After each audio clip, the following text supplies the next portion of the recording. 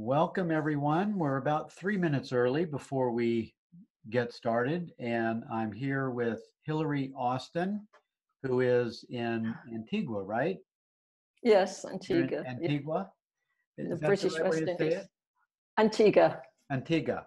She's in Yeah. Antigua. And where is that now It's located? in the West Indies, in the British West Indies, Okay, in the Caribbean. the Caribbean. So Yeah. some of you are in Europe, some are in the US, some in Canada, and I am in Maine, USA, and you're in Antigua? Antigua. I'm normally in England. I'm English and I'm normally in England, but Okay. I'm on holiday. Right. Nice. Nice. And what a nice way to join with you all on holiday. Yeah. Awesome. Catherine's in Victoria, British Columbia. Western New York is here. Is there a way to see who is attending this with us? No, not on the webinar. That doesn't, that works on a meeting, but on a webinar where we can go Facebook Live, that you can only do panelists. And I could add you some other time if you would like to join us. Just send me an email if you'd like to be a guest. Be happy to have you. And I think what we'll do is we'll just get started. It's 11:59. Welcome Facebook Live. Welcome everyone that is a regular registered attendee to our group. The book is The Being Aware of Being Aware, this amazing masterpiece by Rupert Spira. I love this guy. I know all of you do as well.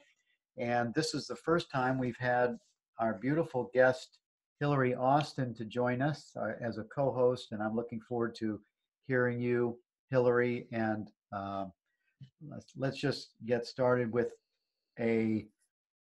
let's allow the space of presence,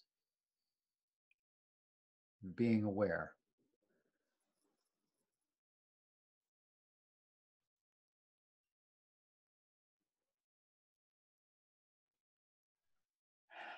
For me, it's just a matter of acknowledging the awareness before it's saturated everything, and that seems to be something that that happens faster, more fuller. It includes everything, and isn't doesn't leave what it is. And so I got that. Our good friend, I don't know if Arthur Gay is here. Yeah, Arthur's in the house. Arthur is a friend that he's a Course in Miracles friend, and then I turned him on to Rupert, and he just became like the Rupert master, and then went on to Francis Lucille and others and others and others. But I learned from Arthur that that space of just opening up by opening up to the space, and the space takes over. Well, thank you for joining with us today, Hilary. I so appreciate you being here with us. You were recommended by who recommended you? Jenny. Huh? Jenny. Oh yes, yeah. It was Jenny that recommended you, right? Jenny, thank you, Jenny. Yes, thank you for I hope I can live up to it. I'm not sure. I can't live up to Jenny for sure, because I know that she is so precise and has such deep understanding and abiding in her true nature. So yes. Thanks for that. But I'm doing this to challenge myself. Yes. To challenge myself to be able to articulate some understanding and to learn more. So yes. Cut me some slack. This is your family of mighty companions here. We're all just here with you, joining in that way. And Jenny is she's like a female version of Rupert, and a librarian, kind of she's got it. She's got all, and she points to a more, like you said, a precise understanding. Oh, no. And she gives you a link to a video so you can watch a video that Rupert, where he Yeah, I know. talked about this certain thing. Yeah. So amazingly, she's right on it. She's cataloged things, cataloged and transcribed teaching. She's at all the retreats I've been on in Wales, and is a really, really wonderful contributing friend. Yeah, she's great. Well, kudos to you. I don't see that you're with us today, but we love you very much, Jenny, and we appreciate all that you bring to this book club. I think we can't put the value is an unlimited value. It's just eternal. And this is chapter 4, the disentangling of awareness. So this is a rich, very full chapter, Hilary. And tell me what are some of your favorite parts, some of the favorite pointings that Rupert refers to here? Wow. Well, for me, it's halfway through the book, and it feels like it's really getting down to the practical process. Although I know we don't like to call it a process, but in relative terms, it's a process, and it's just very much the how, the why, and the how. And this I've highlighted so much, so I'm not sure I can pinpoint one thing, but I would like to start, if I may, to just his notes to the reader, which are just after the acknowledgements. And I like this because it says that meditation takes place in the space between words. And since we're talking about words, I thought it might be really interesting when we sort of explore this chapter together, that periodically we might make that space if we have the time. I know it's limited. And then he also says, because this was transcribed from original contemplations that were given live, and then edited. And he also says that so there are numerous breaks between sentences and sections in order to invite and facilitate a contemplative approach. So I like that idea that, when you do come across a nugget, and there are so many, that we can perhaps take that pause and have it drop in, as it were. Yes. There's just so much. I mean, what page are you looking at? Would you refer to the page for everyone? I was referring to notes to the reader, which is just after the acknowledgements. Okay. Which I think I might have skipped, as I sort of got stuck into the book. I just sort of, assumed that. But in the process of reading, you can skip over that. Certainly the thinking mind wants to just get to the words rather than the spaces. Yeah, that was actually the one line that I highlighted. Meditation takes place in the space between words, and this chapter referred to that in I think it's on page 49. 46. Oh, is it 46? Well, it's several places, but right at the beginning, he actually defines meditation. He says, meditation is as such the remembering of ourself. He actually just lays it out there in that one simple sentence. Yes. And then he goes on to explain why that's necessary, and then the how of that process. Yes.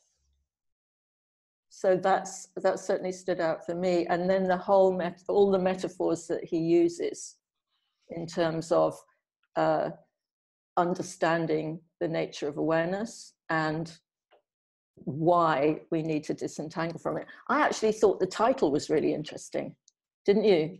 The Disentangling of Awareness. Yes. When I sat down with this chapter, it's like, this is my second or third time for reading the book. When I sat down with it again this week, it was like, it was allowing me to embody what he was pointing to. And even the space around between the words, it became the space that I was aware of. It became the space around his words. Yes, yes, yes. Yeah. I think he says, well, why is it necessary? Because it's seemingly obscured and entangled with objective experience. So we get, there's a lovely bit where he says, awareness of objects eclipses awareness of awareness. Yes. On page 47. Yes. That's why folks say, how can I stay in that? How can I stay in that state of awareness? And it's because the objects of experience have been our default. They've been our addiction, and they have been eclipsing the truth that is always that's always present and is presence. We come into this world in these bodies and begin learning and training the bodies to give identity to it, to the person, and gradually losing itself in the objective experience. And that's what waking up is all about. It's waking up to the realization of the truth of I am, of awareness. And then that's what I love about his teaching, is awareness brings us into that direct experience where you don't have to believe Rupert's words. You have a direct experience of what his words are pointing to. Yes, I mean, he actually says that there's a question that we're never asked in education, the most important question: with what is your experience known? With what is your experience known? Now, there isn't anyone on this planet, 7 billion people, that isn't experiencing experience.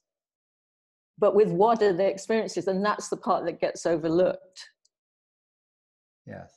And no one has asked. I remember him asking in a retreat once, how many of you here were asked that question in your educational system? Yeah. And no one put their hand up. And then he said, okay, how many people weren't asked that, were asked that, you know? So it was like, none of us were asked that question. And were you? You know, it's, it's the most important question. It's that overlooking, because we're exclusively fascinated by the movie, by the object, the screen, not the screen, but the movie. And we forget that the screen is always present, that there isn't really any need to look for it as such. It's just there.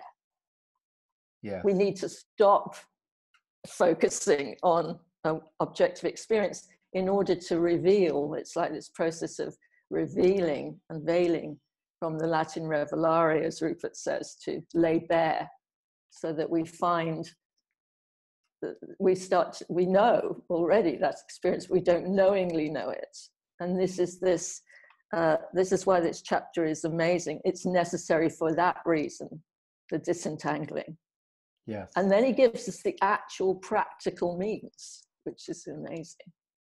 And very simple, you know, it's simple, but the nature of conditioning, that the conditioning that we've all had, as you said, from being given a name and being told that we're in a body and that we have, you know, a family and we're all separate and the world is out there, and we're in here in this body mind, and then it's all of that was reinforced with all of those, with thousands of years of misunderstanding what God is, and then interpreting metaphors for literal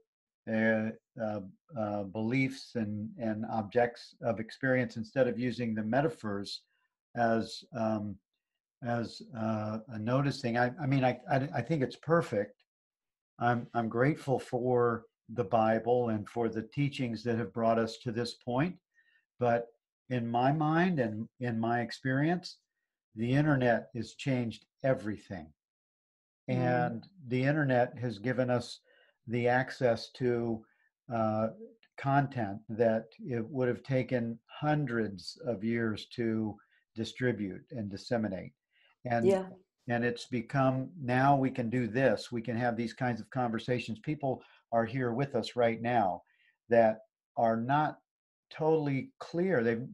They're just now learning about Rupert. They've heard about it because I mentioned it in the Teachers of God Foundation, or someone else has mentioned it and said, hey, Rupert even put our book study in his newsletter last month to bring people, Yes.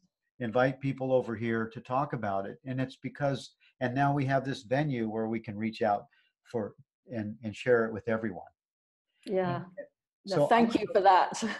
that's well, that's down to you, I Bill. love it. It's like it's like sings to me to do this. I do this lovingly and gratefully that I have the equipment and the time and the space to be able to bring it into. And I just absolutely love sharing from this way of knowing.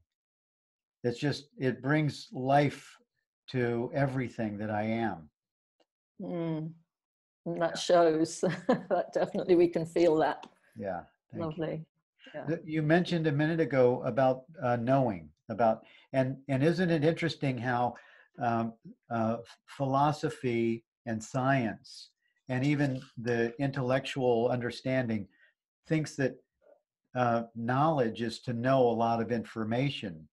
And what we find out is that knowing is the experience of our identity. What To do you mean by know, that? Yeah. well, is to, we don't, we know, we know, we're aware of being aware and the knowing of it. And that's as much as we need to, that's Yeah. I think it's that's as much as there is about knowledge. Knowledge is knowing. And knowing is being aware of your experience.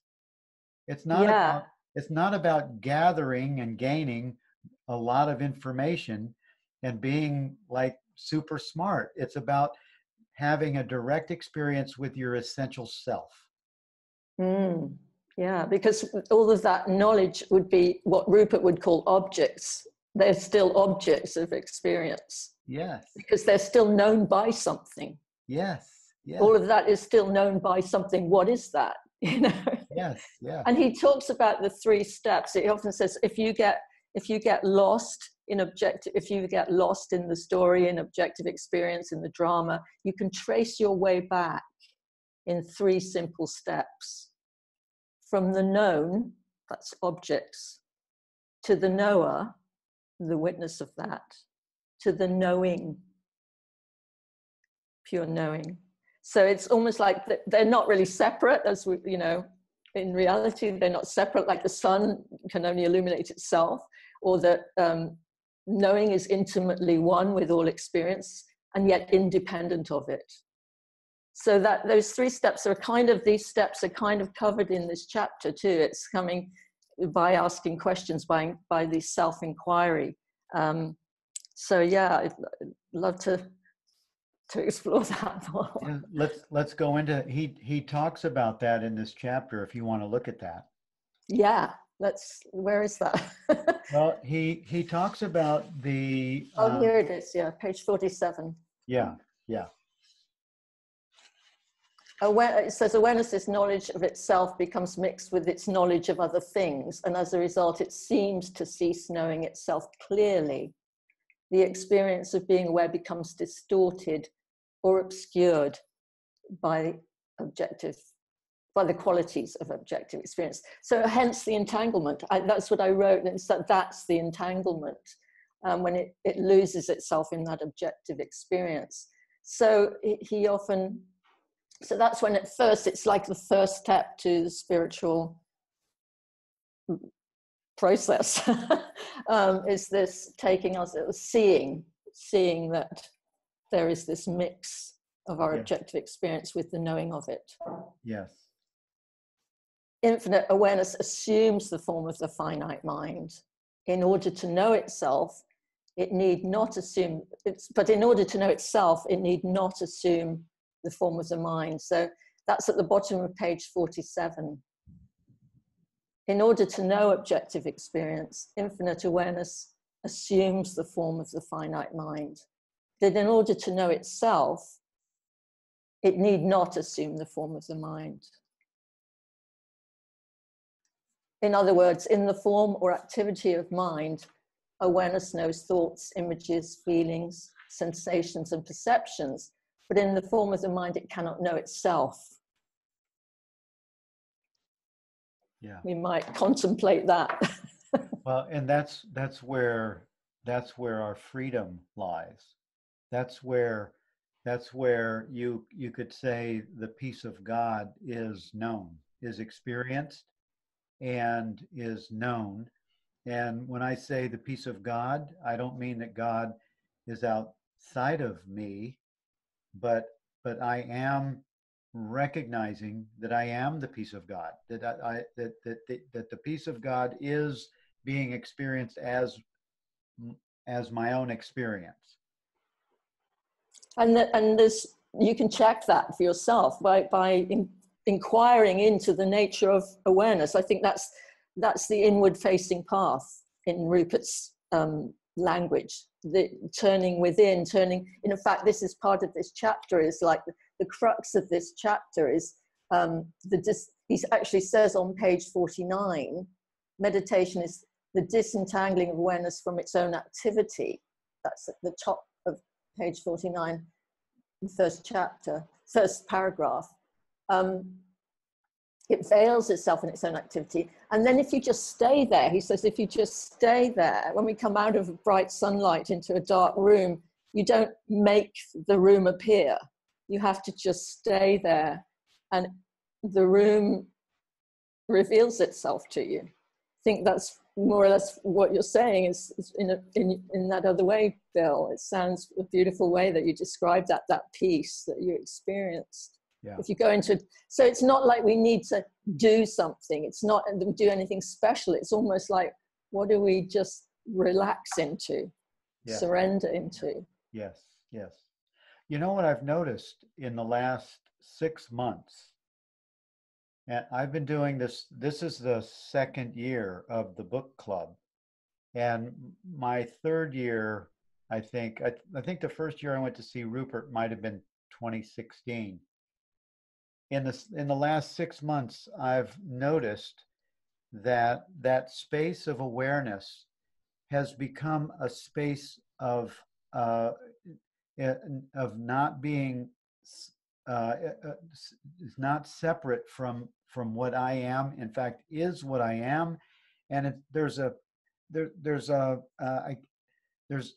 trust in the space. Yeah, because that can never change. If you look at it, it's like, what is it in yourself that never changes? When you were 5, when you were 10, when you are whatever we are now, we all know that amness, that what Rupert calls I, that amness that's shared. Yeah. And it never changes. So you can trust what never changes. Objective experience always changes. That's how you know it's objective experience. You can actually ask that question. Yeah. What is it? Is this changing? What is it that's true in all circumstances and under all conditions?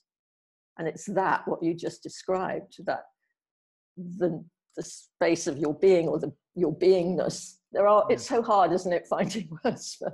It is. It is interesting now as we're talking about it, because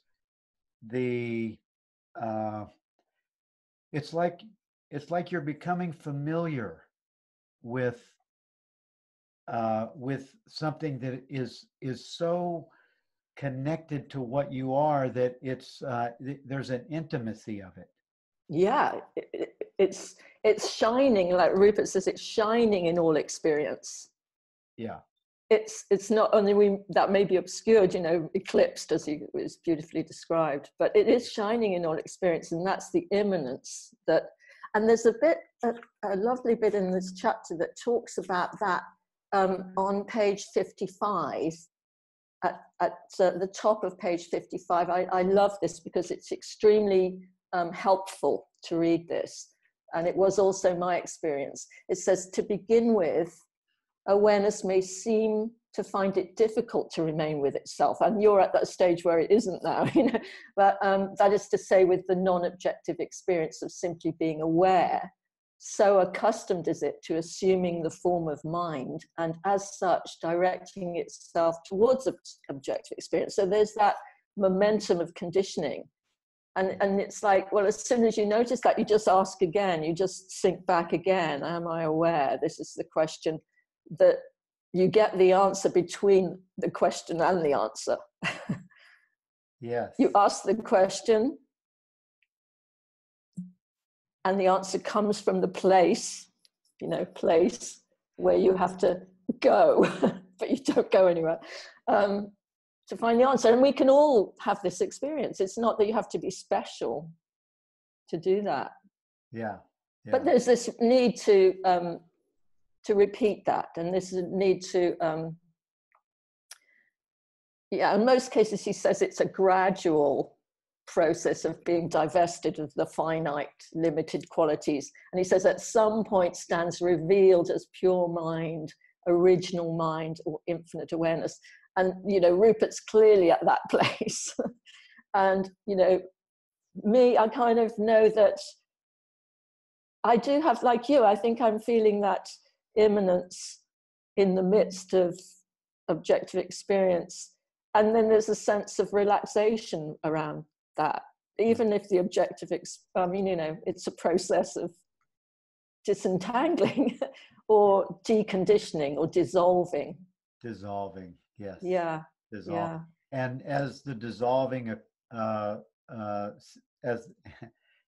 you know, as the dissolving seemingly occurs, it's recognizing the essential self as being, as what I am, and that recognition brings great joy. It's why you have great joy on your expression when describing it. It's when all of the many posts that we read on the chat, people are so, you know, they're connecting with that same place where this is oneness. This is where there's no separation, there's no different space, there's no different awareness found by this one that's found by that one. It's the same space we share as oneness. Yes, and Rupert calls it our shared being. You know, I've noticed Arthur saying awareness, the space absorbs itself back into itself without any doing. I noticed that Arthur said that on the chat. Awareness, thanks Arthur, the space absorbs itself back into itself without any doing. And then Ken has said that words are symbols twice removed, which is, it's like, I always think it's like fingers pointing at the moon. It's not the moon. It's just the words are like fingers pointing at the moon. Yes. And then look at Tamra is asking. Who was it? Tamra. Oh, Tamra. Yeah.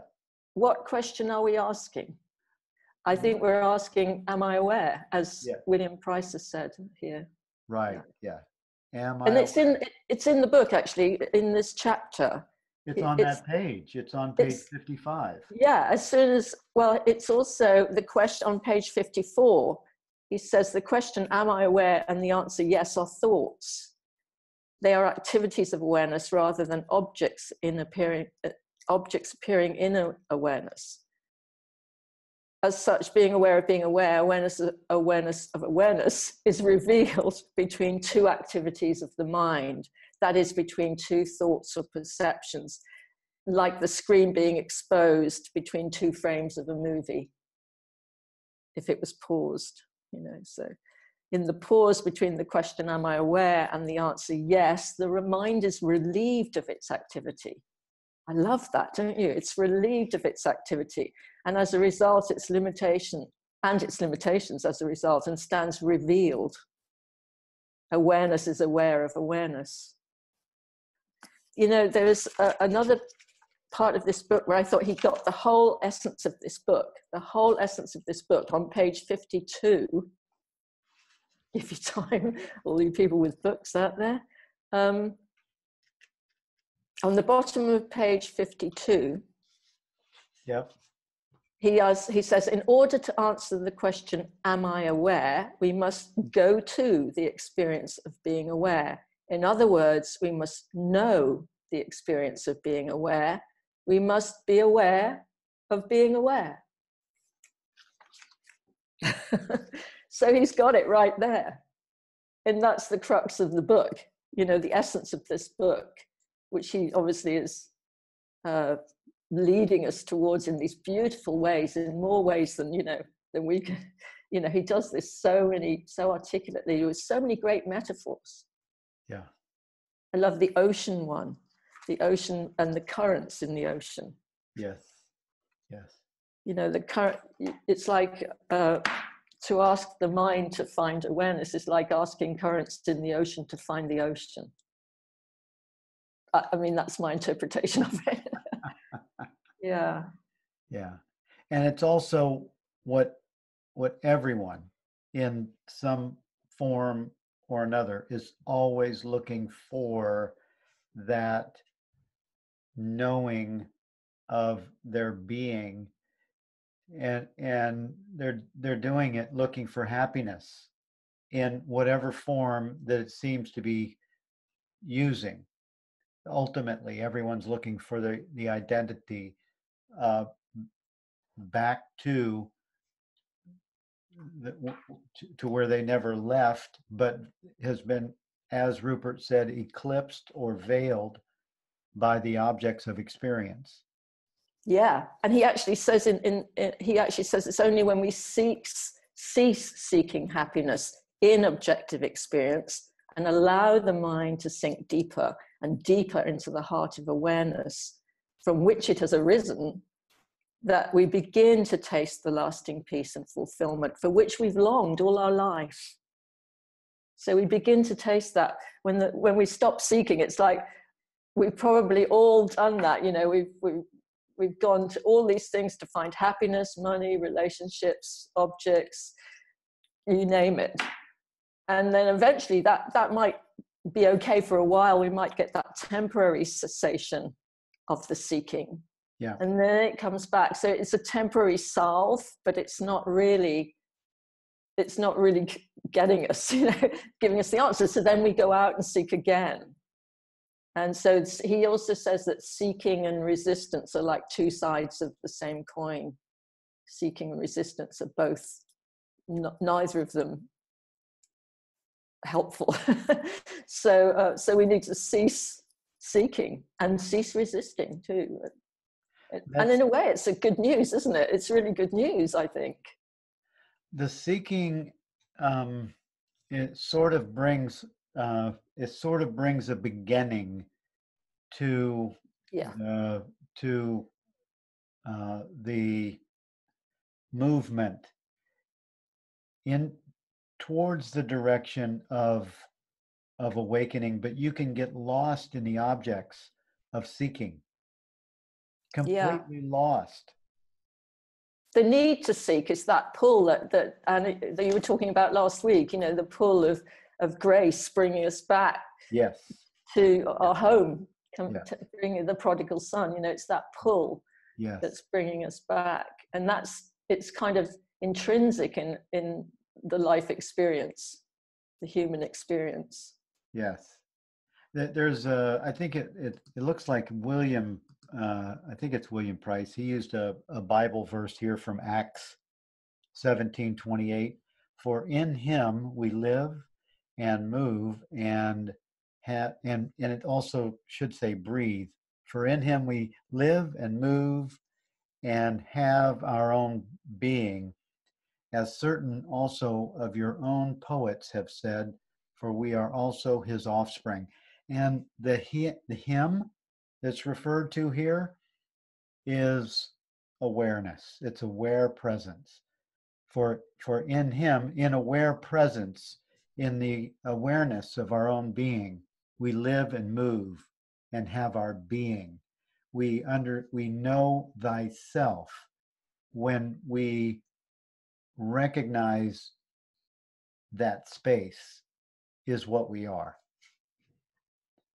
Mm-hmm. And many of those Bible verses, of course, I love the Apostle Paul, but he pretty much wrote from a place of he wasn't really getting clarity because the mind was entangled with duality, and he was trying to understand or it was trying to be interpreted from his writing. That's a very pure statement that was interpreted in a dualistic framework. Mm. Yeah. And do you think in those ancient times, in the times of Jesus, that the actual not the concept, but the word consciousness was not known? It wasn't a word that would have been in the language. So there had to be all these other metaphors and parables and ways of describing I and my Father are one, or that yes. Impossibility of being separate from the nature of our own being. Yes. Yeah. Thankfully, we're emerging. Consciousness is quickly emerging out of that. No telling where that's going, but I'm grateful that it's happening for this one in this lifetime. Yeah, me too. Yeah. I've been seeking since about 25 or 27 years old, and I feel like what we're touching on right here, right now, I don't need to, there's nothing else I want or need. Mm. Yeah, because the awareness is fulfilled in of itself. It's fulfilled. That if it wasn't, then it would be objective experience. It would be seeking to be fulfilled. Yes.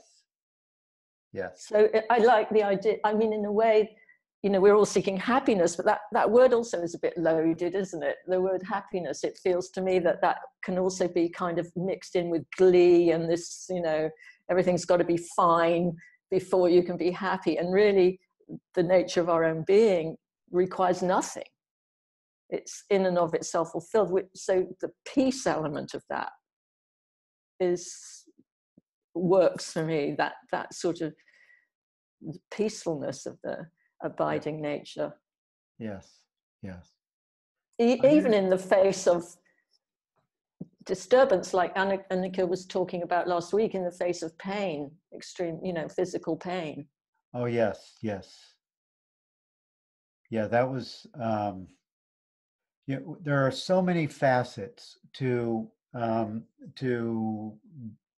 that are possible in deconstructing the construct of experience by simply resting in awareness and being aware of the thoughts, the feelings, the emotions, the beliefs, the triggers, the experience that disturbs our peace in any way, or even the experience of just amazing pleasure, just to rest in the awareness of the things of all experience, no matter what it is, not good or bad, just being aware of it.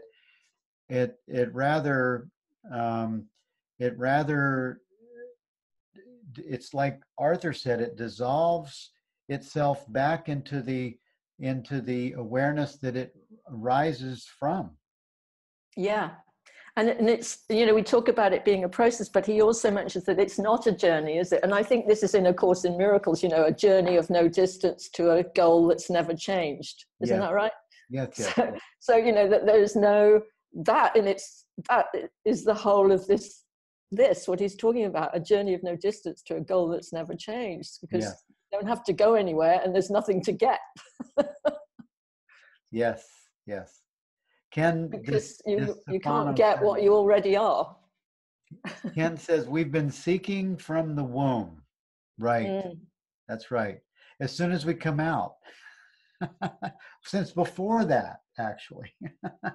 I wouldn't be surprised. I couldn't give you firsthand remembering of that, but that's when, you know, as soon as we come out needy. But that's the nature of creation, isn't it? It's for the unlimited to experience the limited, and he mentioned that too. You know, that it's not a mistake. It's a you know, it's something that's deliberate. It's kind of the play of life, the play of creativity. Yes, yes, yes. What I really enjoy about this teaching, and Rupert in particular, is that Rupert's just a man. He's just like us. That is, he opened his mind to a clarity that revealed itself, and now he's sharing it, and it can be revealed in each one of us, each one that follows in this path. And he doesn't find a place that isn't available for each one of us. And we don't have to touch his garment or kiss his feet to access that. Yeah, those days are gone. I think what he's doing, he's saying this direct path is for our time. It's timely. It's for our time to be, you know, self-revealing, to be in this knowing, this self. It's kind of like, this is our time for this. And whatever's brought us here is also okay. The progressive path also is fine. He was on the progressive path, as probably we all were, are, or were. And for me, it was like I had a direct sort of aha moment. It was like, oh, it was kind of like, oh, well, that's so obvious. How come I never knew this before I came across Rupert? And it was like, well, is that God? That was my first question. So I wanted to find out, because I knew it was impossible to be separate from that. I kind of like got it. And then it was so Rupert's explanations were saying all the things that I was experiencing, but wasn't able to ever put into words, or even knew how or thought about putting into words. It was more the sort of what's the word? Confirmation. I wanted confirmation of my direct experience, and I kept looking for where it wouldn't in his books, the first books, The Art of Peace and Happiness. And I kept thinking, any minute now I'm going to find out that this is, you know, this isn't it. But on the other hand, there's still the journey, you know, the so-called unfoldment that never stops. That's unfolding that never stops. You don't actually arrive, you know, it's this continuous process of unfoldment. Yes. There's a question here, isn't there? There is. It says, can you explore a bit more the passage meditation is the disentangling of awareness from its own activity? Well, here, I mean, I guess it's through that question. You ask the question, you know, you turn the mind back upon itself. Does that make sense? Can you explore a bit more the passage meditation is a disentangling of awareness from its own activity? Yeah. Well, the activity of awareness would be all the things that awareness is aware of. Well, go to the top of page 51, that first paragraph, and this talks about it. Yes, it does. That's right. It's turning the mind back upon itself. Yeah. By asking the question. You ask a question. Right. You want to read that? Yeah. The disentangling of awareness from its own activity can be effected by asking a question that invites the mind to trace its way back from objective experience towards its essential, irreducible nature. One such question is, am I aware? There are other questions too. I think I made a note of some questions that could be asked. So you could discard anything that's not essential to yourself. So you could ask, what is it that's essential to myself? And discard anything that's not essential to the self, like thoughts, feelings, sensations. They come, they go. But what remains? What's essential? And in asking that, one discovers from oneself the disentangling. One discovers that through that question. And you could ask, what do thoughts, feelings, etc. appear in? And he uses quite a few metaphors here. For instance, he uses the metaphor of the words on paper. If you've got a book in front of you, you're looking at words on paper. And what are those words? Those words are appearing on the paper, but we don't see the paper. We're looking at the words. So that's another way. He's using metaphor is another way. The screen, the movie, the ocean, the wave. Mm. Another question might be, what element of my experience is absolutely fundamental to me? What element of my experience is absolutely fundamental to me? And you don't reason this, you're not using reason, you're actually walking through your own elements of experience. He's taking you exactly to yourself. He's always bringing us back to direct experience. He's not saying anything that we can't verify by direct experience, which I love. And that's what truth is, isn't it? It's something that's true in all sorts of circumstances, under all conditions. So there are a number of questions there, Ruth. I don't know if that helps. Well, I think it really describes the power of the self-inquiry questions. Yes. And it does set aside, the mind can't answer that question because the mind can't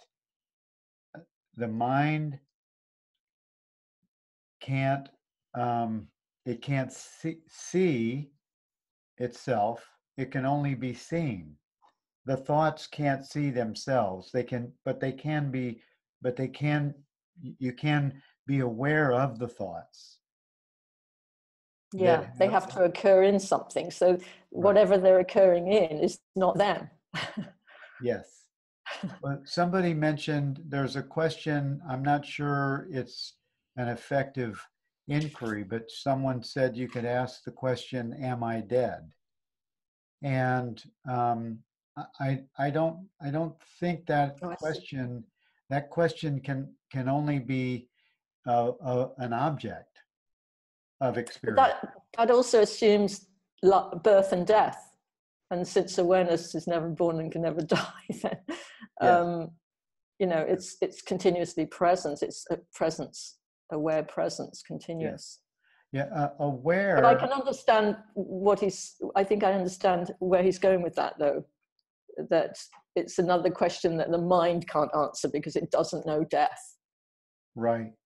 It steps back and asks, okay, so am I dead? There is an awareness of that idea. There's an awareness of that thought. So it is bringing you back to cause that to be an object of experience that is only realized in the one that is investigating the question.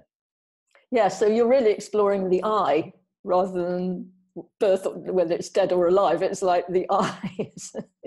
Yeah. Well done, Bill. Yeah. What else do we have? We have about 15 minutes left. Oh yeah, there was one thing in the nature of what we were just talking about, and I think this is at the top of page 52, where he says, this really relates to this same thing. It starts at the bottom of page 51, but it says, how to start it? The knowledge I am is at the very source of the mind itself prior to all objective knowledge and experience. So what is it that's prior to that? What is our primary experience? What's our primary experience? What occurs before everything, during everything, and after everything? But he mentions that, I highlighted that, prior to. So the answer, it's like the answer between two thoughts. Yes. Prior to the question, prior to the answer, and in between. So yeah, it's very practical, don't you think? This is really a practical Yes, yes. chapter. He says that, I like this paragraph at the top of page 50. It says, only awareness knows awareness. Yes, also Only highlighted. awareness, yes. Only awareness knows awareness. In the non-activity or the non-practice known as meditation, the activity of the mind subsides, and as a result, its essence of pure awareness, having lost its apparent limitations, stands revealed to itself as it is. Yeah. And then he mentions the white paper, you know. Yeah, and Shelley, that wonderful quote, the poet Shelley referred to it as the white radiance of eternity. The white radiance of eternity. Wow, we can rest with that. Yeah. Hmm. I did a talk about 3 years ago, maybe even longer, maybe 4 years ago, because awareness has been on the topic of my, it's been a pull for me for about 10 years, the neti. Yeah. And so I was really living in the place of awareness, but I never really, I didn't include everything yet. Hadn't come to the place where I recognized that everything is awareness by a direct experience. Mm. And I was doing a talk and I had a board behind me, a whiteboard, and I wrote awareness in the top of it. And I said, awareness is everything. Awareness is like the sheet of paper that I just wrote awareness on. It's everything. Yeah. Yeah. And little did I know that it really, I mean, it really, really is everything. And now you're knowing that. You're knowing that from your direct Yeah. experience. Now that's not just a concept. Yes. Yeah. It is a knowing of the experience of everyone's experience. Mm-hmm. No one can be separate from that same experience. They can be veiled or eclipsed by objective experience to not see the to not see the experience of their own being, but that's only temporary.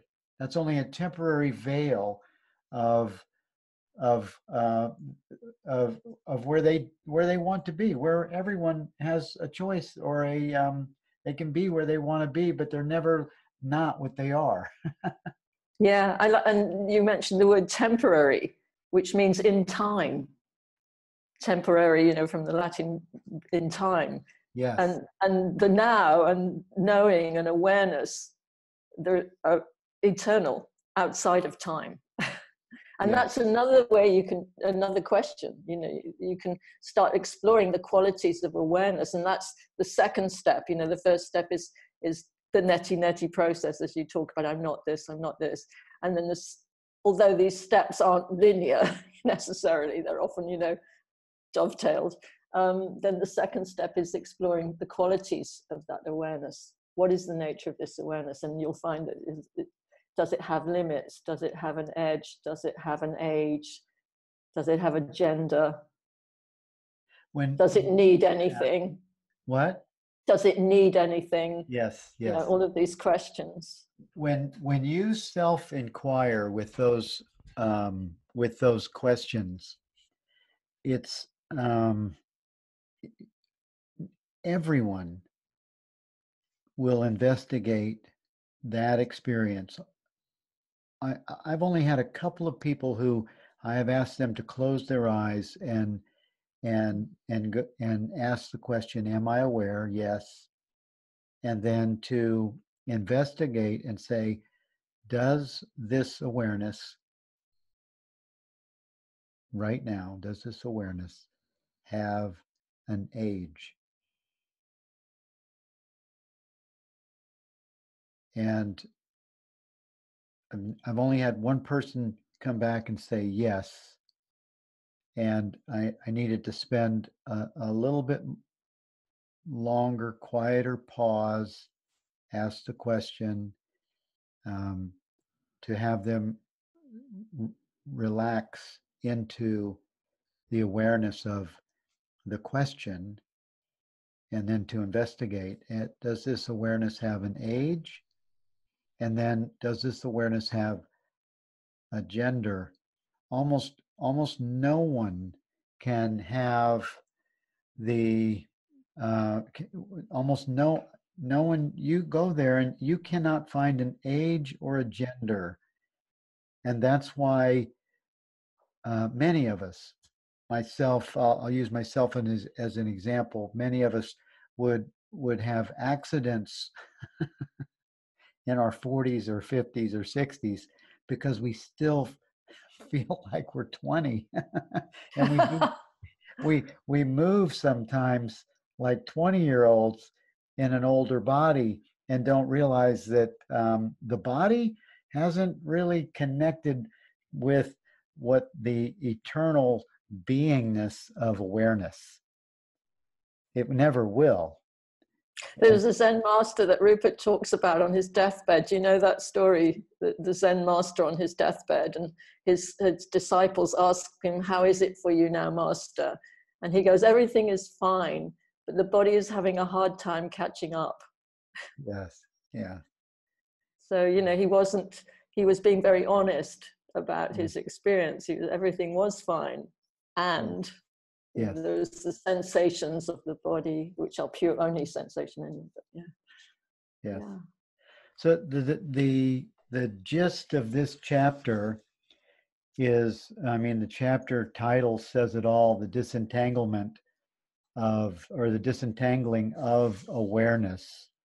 And this is sort of our, this is what we're doing. We're in the doing, we're finding that we're not really doing, because the not doing occurs naturally in the being, as being. It's like you learn, and you go from investigation, you go from the place of a pull, that that you're looking, that you're going in the right direction, because the pull is pulling you, and it pulls you into an understanding until it becomes an embodiment. And I feel that that's what the disentangling causes. The disentangling causes sufficient understanding so that the embodiment of beingness, or the embodiment of awareness, the embodiment of the essential self, is realized.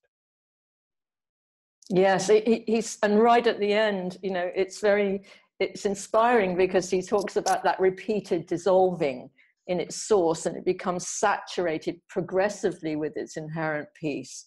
And when such a mind rises again, this is the last but one paragraph on page 57, it says, when such a mind rises again from the ocean of awareness, its activity makes that peace available to all humanity. Just said my connection's unstable as I said that. It came up on my screen. Your connection is unstable.